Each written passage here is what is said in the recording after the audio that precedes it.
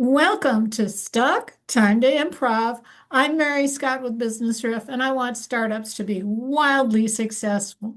One of the things you always need when you're starting a new business and often neglect is insurance.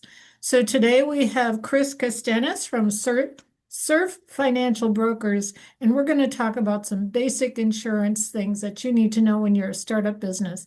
Thanks so much for coming, Chris. Well, thanks for having me, Mary. It's always good to talk to you. Yeah. So every business needs liability insurance, right? Right? And you can get it and it's not that expensive usually, right? Yeah, I mean, you could get liability insurance. You would go to a property and casualty agent for that, and that covers you for things like if someone comes to your business and gets hurt, or if you somehow cause damage to them off premises, like if you didn't quite know what you were doing, and you went to their premises. Same thing. If you were a carpenter and you went and Right. left some nails out in their driveway and someone stepped on them or something like that, you could be held liable for that. Yeah. So yeah, business liability insurance is one of those that really covers you a little bit. Well, it's important to at least start there and then take a really good look at your business and see if you need things like workers' comp. You want to talk about that a little bit? Yeah, workers' comp is that's something that covers your employees if they get hurt on the job. Now, if you're self-employed or if you're one of these guys that has like one employee, you may not qualify for actual workers' comp. Sometimes you'll be a contract employee, and the say you're a fence builder, you build fences, and somebody says, "Well, we need you to come and uh, put up a fence on our property, but we want you to have workers' comp because if your guys get hurt, then we don't want to be held liable."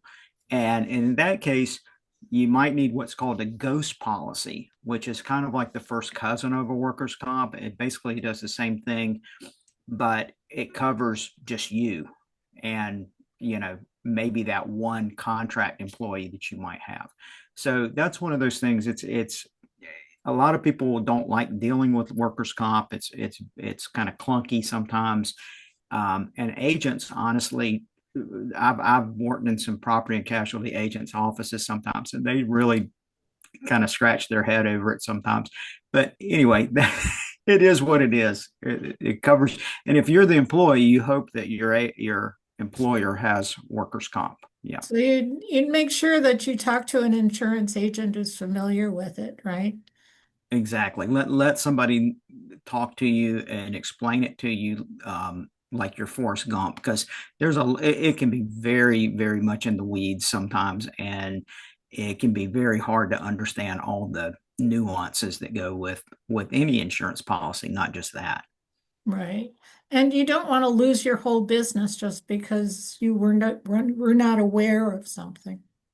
Right, right. I mean, you make yourself aware of what's going on. And if you're the owner of the business or a partner in a business, be aware that you open yourself up to a lot of liability just by having people come into your business or work for you at that point. Because then if they, if say someone works for you and they're not doing things correctly, that can open up a lot of problems for you uh, legally, lawsuits and stuff like that. And you may, depending on what kind of business you're in, you may need intellectual property or trademark insurance.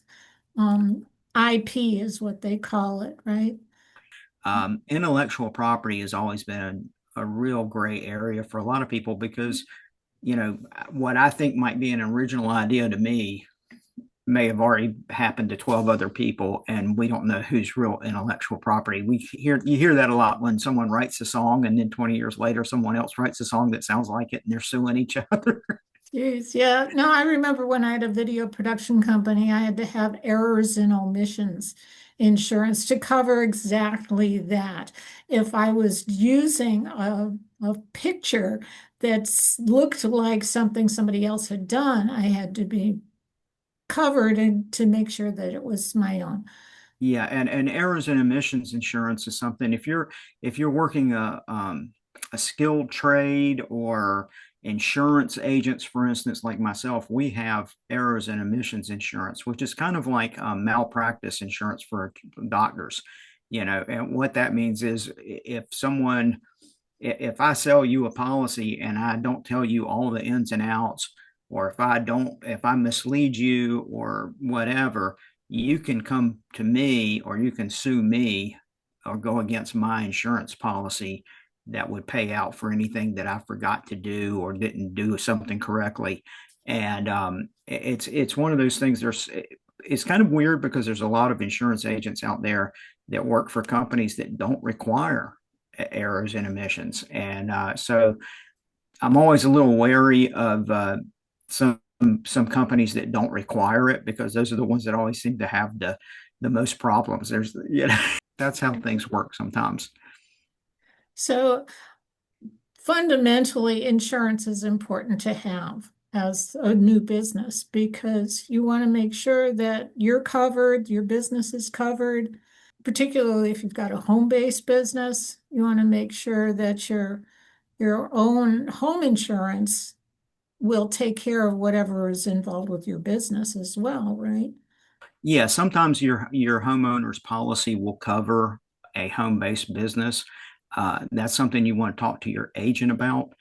And there again, especially if you're bringing clients in, like say you're a psychologist or something, and you just run your practice out of an office in your home, you might want to make sure that your agent can delineate what part is the home and what part of is the office, or just things like that.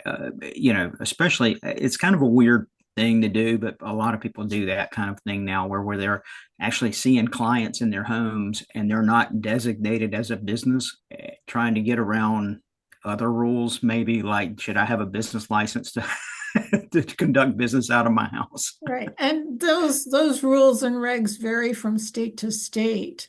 And if you're not an owner, if you're renting a place and you're running a business out of your rental, that has its own issues. And again, you should talk to your insurance agent because they know what questions to ask and they can tell you what kind of trouble you could potentially get in that you had no idea.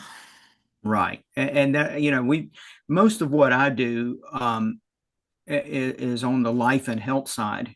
And we have our own set of things that we suggest to business owners also, that's not quite liability driven, but more of like just protecting yourself and your business if something happened to you and or a business partner.